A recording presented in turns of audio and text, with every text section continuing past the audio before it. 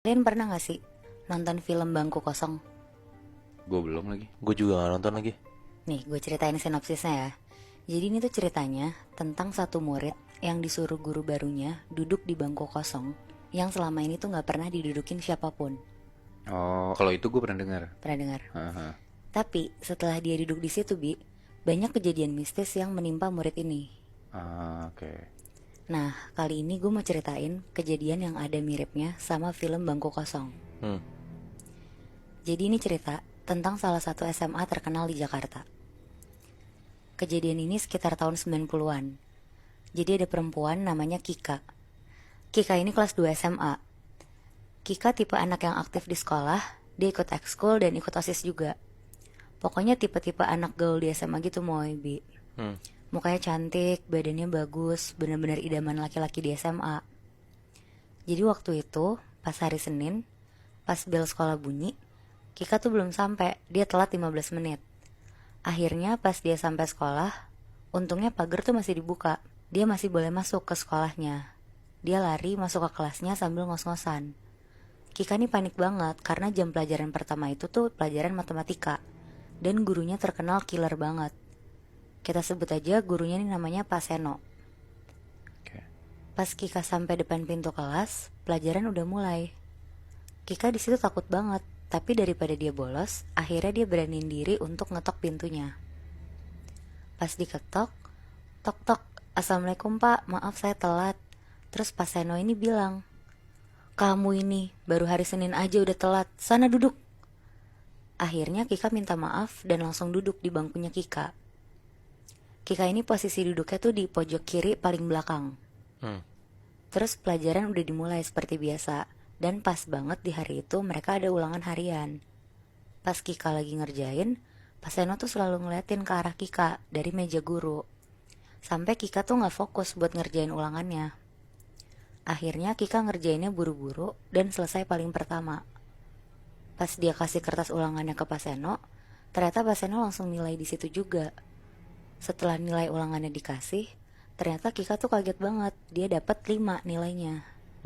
Dan Pak Seno juga agak marah bilang ke Kika, "Kika, kamu kalau peduli sama nilai kamu, ketemu saya pulang sekolah ya di kelas ini."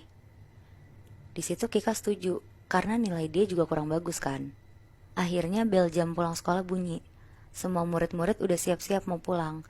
Tapi Kika tetap diam di kursinya sambil nungguin Pak Seno masuk ke kelas. Karena tadi mereka udah janjian kan. Ya benar. Kika nungguin kira-kira udah sampai 1 jam, gak datang-datang juga nih Pak Seno.